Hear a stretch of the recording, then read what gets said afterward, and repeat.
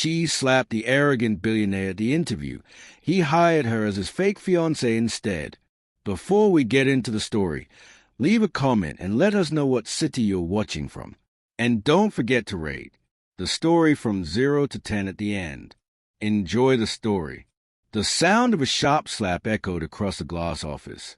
Regina's hand trembled as it hung in the air, her face pale, her chest rising and falling fast.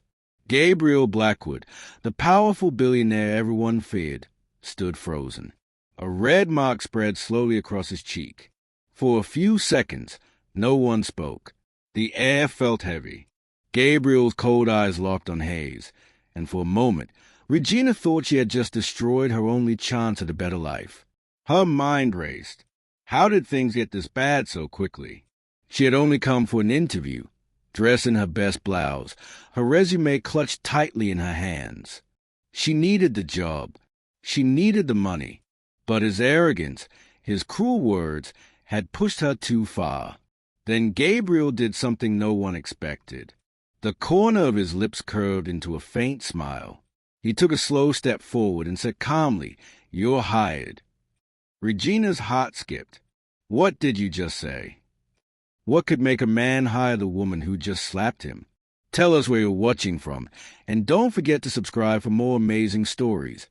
Because tomorrow, another powerful story is coming your way. Your support helps us bring more unforgettable stories to life. Regina stood frozen, still unsure if she heard him right. "You're hired," Gabriel repeated, his tone calm but unreadable. Her mind went blank. This had to be a joke. Moments ago, she had slapped him, the CEO of one of the biggest companies in the city. She couldn't believe those words were coming from his mouth. "Sir, I don't think I understand," she said quietly. Gabriel took a slow step forward, his gaze steady. "You will. Sit down." Regina hesitated but obeyed, lowering herself onto the chair across his desk. The seat felt far too soft for how tense her body was.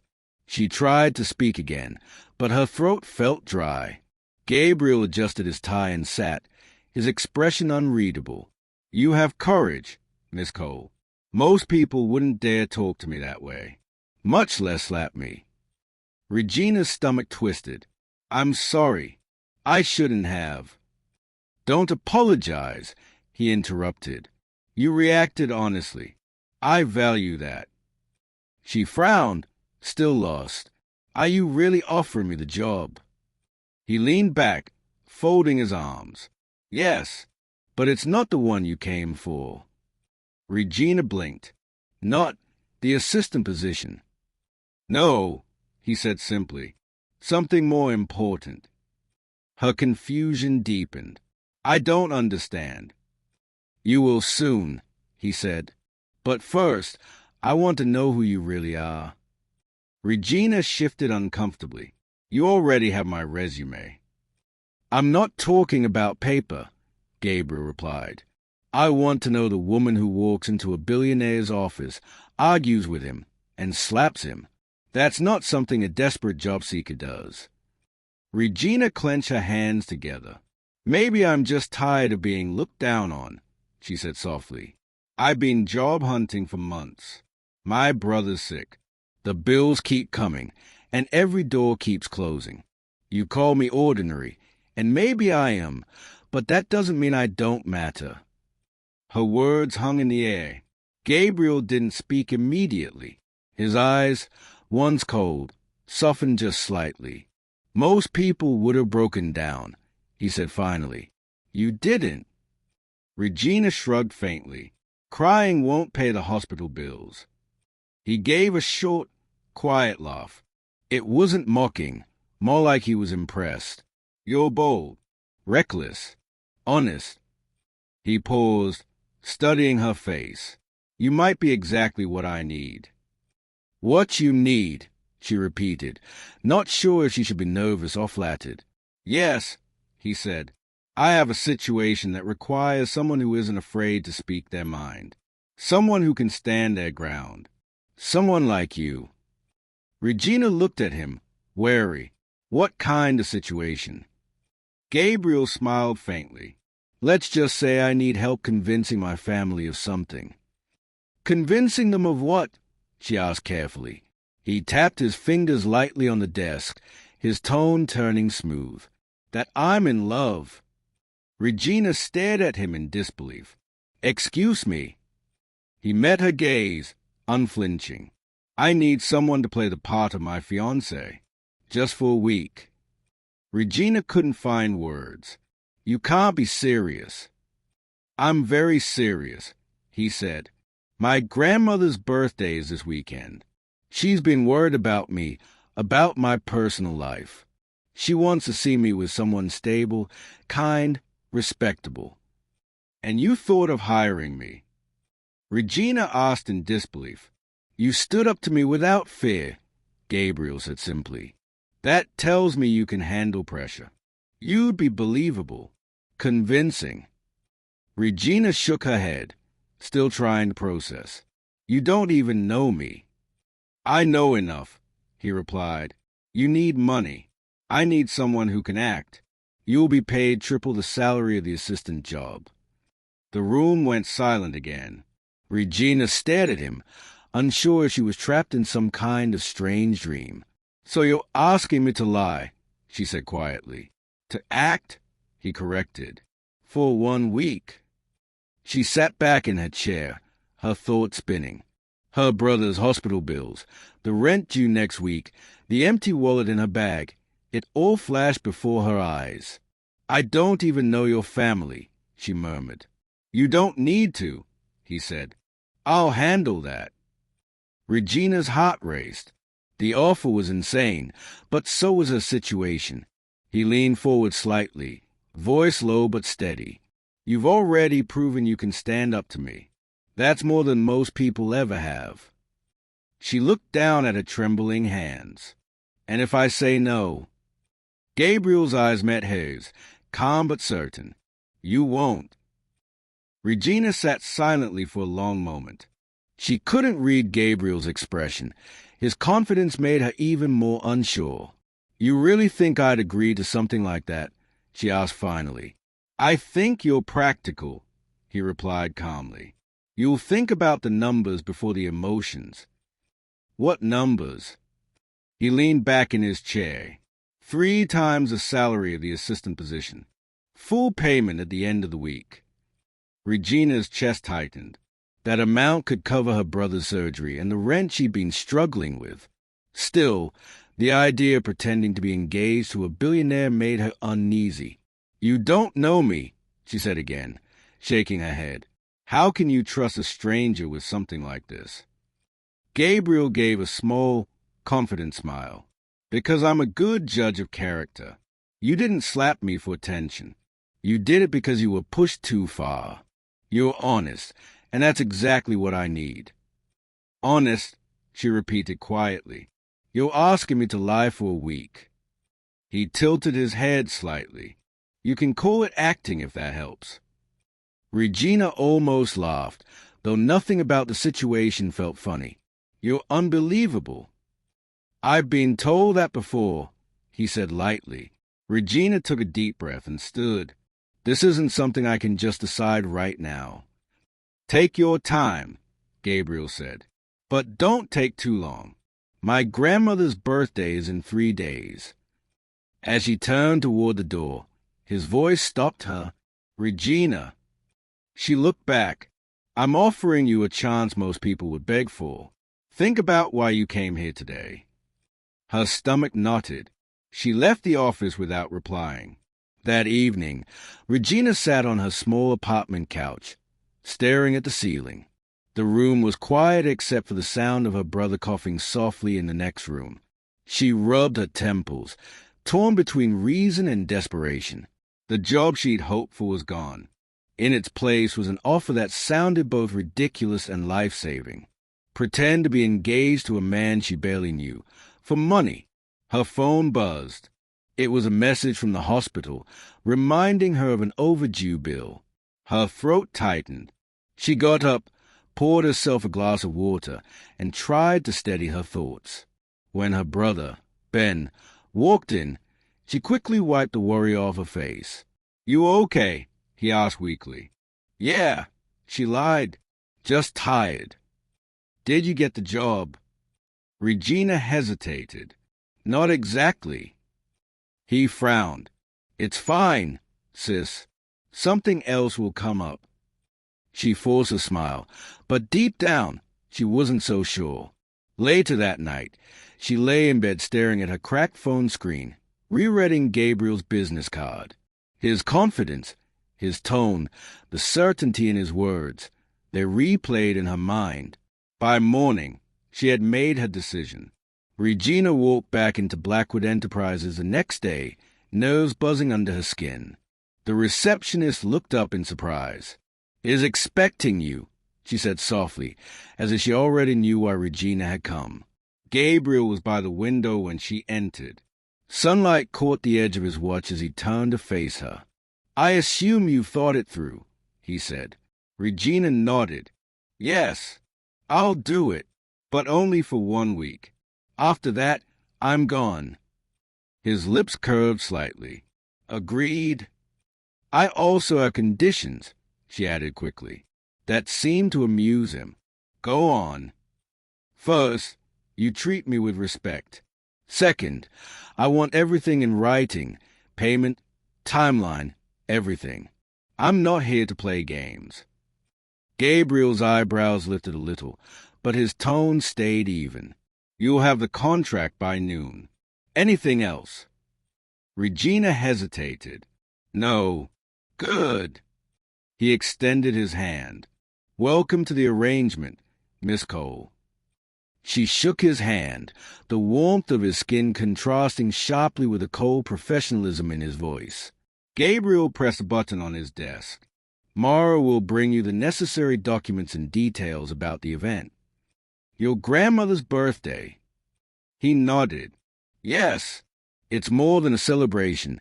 The entire board will be there. You'll need to look the part." Regina sighed quietly. "So, a makeover too?" "Exactly," he said, with a faint hint of amusement. "A driver will pick you up tomorrow morning." When she left his office, she felt a strange mix of fear and excitement. She had no idea what she was stepping into, only that her life was about to change in ways she couldn't yet understand. The next morning, Regina stood by the curb in a borrowed coat, clutching a small bag as a sleek black car stopped in front of her. The driver stepped out, opened the door, and said politely, "Miss Cole, Mr. Gabriel is expecting you." Her stomach twisted. This wasn't her world. Expensive cars, designer suits, or people who spoke like they were born to command attention. Still, she took a deep breath and got in. The ride was silent except for the soft hum of the engine. Her reflection in the tinted window showed a woman trying to look calm but clearly terrified. When they arrived at an upscale boutique, 2 assistants were already waiting. They greeted her warmly, but with a kind of practiced smiles that said they worked for powerful people. "Mr. Gabriel has arranged your fitting," one of them said, leading her inside. For hours, Regina tried on dresses she couldn't pronounce the names of. The fabrics were soft, expensive, and nothing like what she was used to wearing. Every time she looked in the mirror, she saw a stranger. When she finally stepped out in a deep blue evening gown, the boutique door opened, and Gabriel walked in. For a second, Regina froze. He wasn't in his usual suit. His sleeves were rolled up, and his tie was missing. He looked more human, still confident, but less guarded. His gaze met hers. "Perfect," he said simply. Regina blinked, unsure if he was complimenting her or just stating a fact. "Are you always as direct?" she asked. "It saves time." The assistants smiled awkwardly and quickly busied themselves with the hem of her dress. When they were alone for a moment, Gabriel handed her a small folder. "This is everything you need to know about tonight. My grandmother's name, family details, who's who. Memorize it." Regina opened the folder. It was like reading a script: names, ages, relationships, notes on behavior. He'd planned everything. "This is a lot," she murmured. Gabriel's tone softened slightly. You'll be fine. Just remember, my grandmother believes we've been dating for 6 months. No hesitation, no doubt. You trust me. I trust you. That's all she needs to see. Regina's voice dropped. Do you actually trust me? For a brief second, his expression changed, almost as if the question caught him off guard. I wouldn't have chosen you if I didn't. Before she could reply, his phone buzzed, and he turned away to answer. That evening, the party shimmered with light and laughter. Regina stepped out of the car on Gabriel's arm, feeling every camera flash like a jolt to her chest. The air smelled faintly of roses and champagne. Smile, Gabriel murmured near her ear. You're doing great. She forced a smile, trying to match his composed stride. People turned as they entered, not just because of him, but because of her. The mysterious woman by Gabriel Blackwood's side had everyone whispering. His grandmother, an elegant woman with kind eyes, greeted them warmly. So this is the young lady I've heard so much about, she said. Regina bowed her head slightly. It's an honor to finally meet you. Gabriel's grandmother took her hand, studying her face for a moment. You have a calm spirit. That's rare in this family. Gabriel smiled faintly. That's why I fell for her. Regina's heart skipped. For a moment, even she believed him. The rest of the night was a blur of polite conversations and subtle pressure. Every time she thought she'd slip up, Gabriel was there, a hand on her back, a small nod, guiding her without words. At one point, when a board member asked how they met, Regina didn't hesitate. At his office, she said with a smile. I spilled coffee on him on my first day. The table laughed. Gabriel raised an eyebrow but went along with it. When the event ended, and they finally stepped outside, the night air felt like a relief. You handled yourself well, he said quietly. I almost tripped twice, she replied. He smiled. Confidence covers a lot more than balance. She chuckled softly. Your grandmother's amazing. She is, he agreed, his voice lower now, and she deserves peace more than anything. There was something in his tone, not pride, but sadness. Regina didn't ask. They stood there for a few seconds, just listening to the city hum around them. Finally, Gabriel said, This was just the beginning. We have a few more events to attend this week. I'll have the schedule sent to you. Regina nodded slowly. Right. The contract. Yes, he said, opening the car door for her. And remember, in public, you're mine. Her breath caught, though she tried not to show it. Understood, she whispered, stepping inside.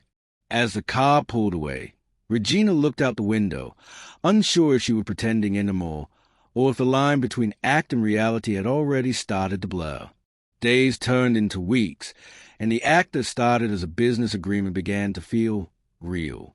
Regina found herself spending more time at Gabriel's mansion, rehearsing for upcoming events, dining with him, or sitting quietly across from him as he worked. At first, she thought he only saw her as a convenient solution, but sometimes his gaze lingered a moment too long, and his voice softened when he spoke her name. One evening, they sat in his private study. Papers were scattered on the desk, the soft glow of the lamp highlighting his sharp features. You've been unusually quiet, he said without looking up. Regina shrugged, pretending to focus on the contract in front of her. Just thinking. About what? About how strange this is, she admitted. Pretending to be engaged to someone I barely know. Living in a house that isn't mine. Gabriel finally looked up, his expression unreadable. Does it bother you? She hesitated. It should, but it doesn't. At least not as much as it used to. He leaned back, studying her face. Maybe that's because you're doing better than either of us expected. Regina smiled faintly. You mean I'm a good actress? He looked at her for a long second. I mean you're convincing, maybe too convincing. The silence that followed carried more meaning than either of them was ready to admit. Just then, a soft knock interrupted them. Gabriel's assistant, Mark, entered. "Sir, your father's lawyer called. He insists on meeting tomorrow morning." Gabriel's jaw tightened. "Tell him I'll handle it." Mark nodded and left. Regina watched him closely. "You don't talk about your family much." He sighed, setting his pen down, "because there's not much worth saying." She didn't push further, but she could tell something about that call had unsettled him. Later that night, Regina couldn't sleep. She stepped out onto the balcony, the city lights flickering in the distance. The air was cool, and for once, she let herself breathe. Gabriel appeared a few minutes later, a glass of water in his hand. "Can't sleep?" "Too much on my mind," she said softly. "Your family seems to cause you trouble." He gave a tired laugh. "That's one way to put it. My father built an empire but cared little about the people in it. My grandmother raised me to be strong, but somewhere along the line, I became cold." Regina turned to face him. "You're not as cold as you think." He raised an eyebrow. "You slapped me the first time we met." She smiled. "And you hired me anyway." For the first time, Gabriel laughed, a real, unguarded laugh. It was brief, but it made something in Regina's chest tighten. Moments like that became frequent. A shared joke, a lingering glance, an accidental touch that lasted a second too long. During one charity dinner, Gabriel placed his hand over Hayes under the table. It wasn't part of the act. No one was watching. "Are you nervous?" he asked quietly. She nodded slightly. "Always." He squeezed her hand gently. "Don't be. You belong here." His words stayed with her long after the dinner ended. The next morning, while Gabriel was out, Regina wandered through the mansion and stumbled upon a locked room. She hesitated, but curiosity got the better of her. Using a spare key from the shelf, she pushed the door open. Inside was a small study, old photographs on the walls, dusty books, and one framed picture on the desk. It was Gabriel as a child, sitting beside his parents. They looked happy. She picked it up and smiled faintly. "So you weren't always the unshakable billionaire," she whispered. Just then, the door creaked open behind her. Gabriel stood there, his expression unreadable. "What are you doing here?" His voice was calm but firm. "I'm sorry," Regina stammered.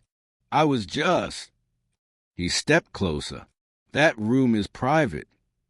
She set the photo down carefully. "I didn't mean to invade your space."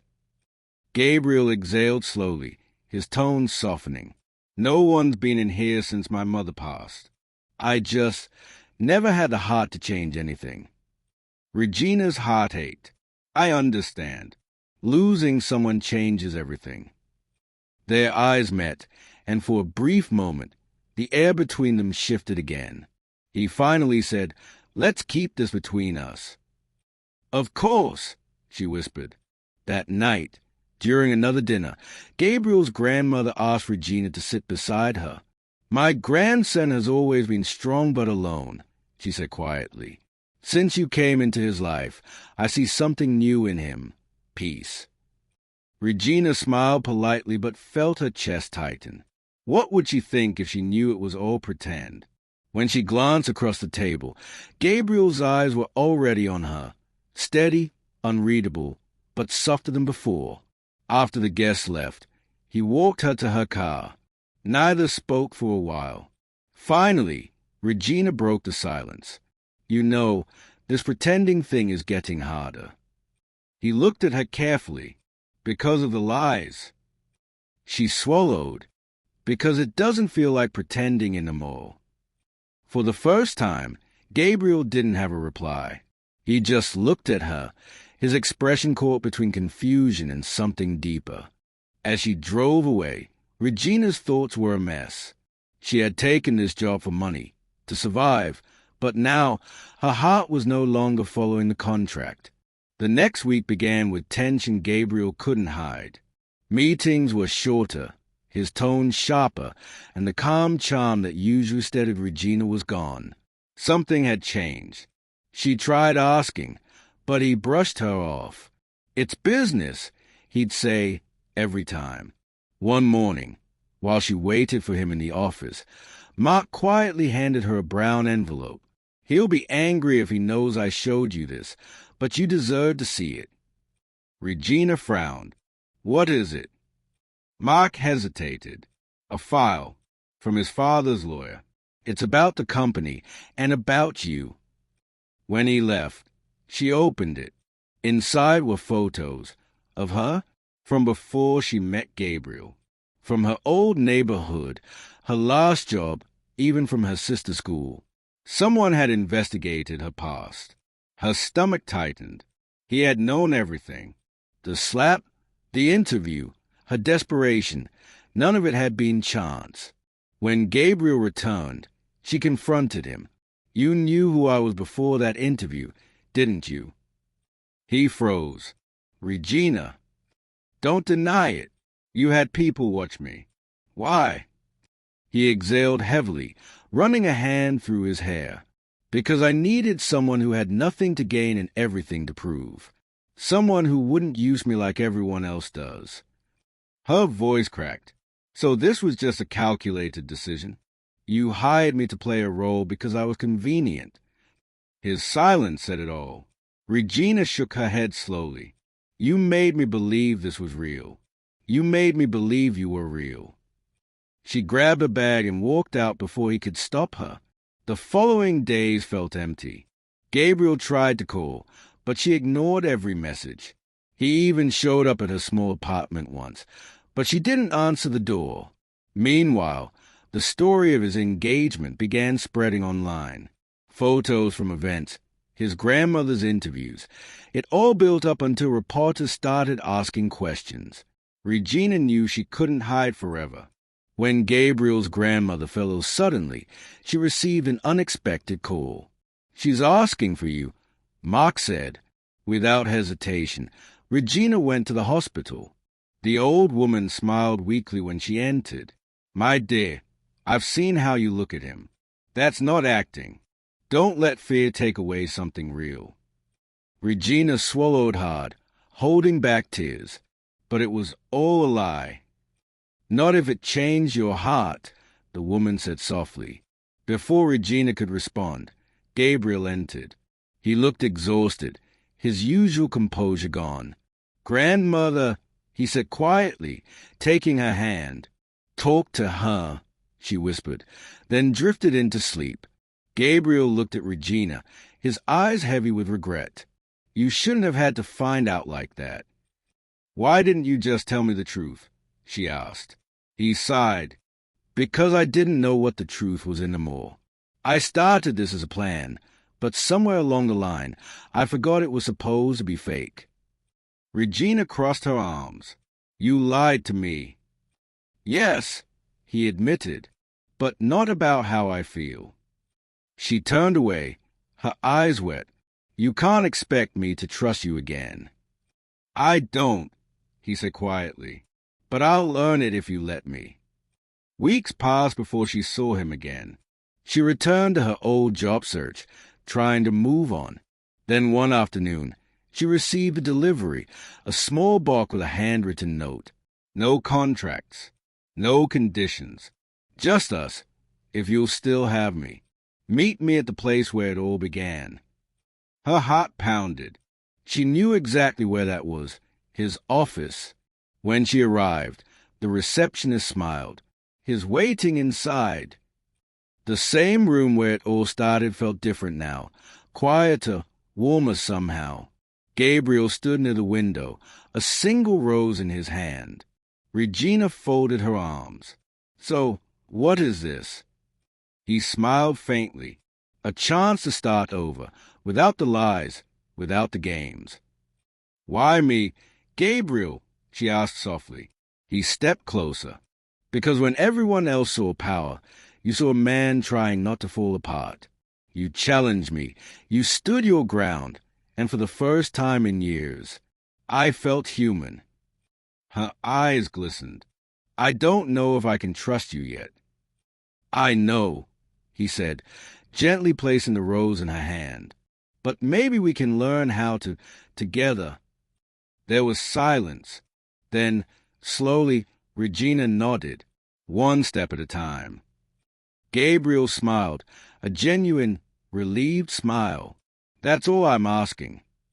A few months later, they were seen together again, not as a billionaire and his fake fiancée, but as a real couple. The press called it a second engagement, but this time, the love wasn't staged. Regina often thought back to that first day, the slap, the chaos, the contract. Who would have guessed that mistake would lead to everything she never thought she deserved?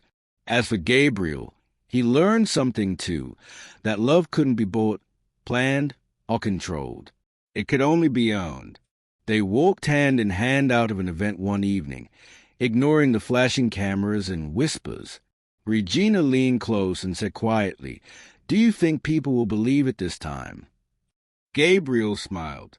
"They don't have to." If you enjoyed this story, don't forget to subscribe and tell us where you're watching from in the comments.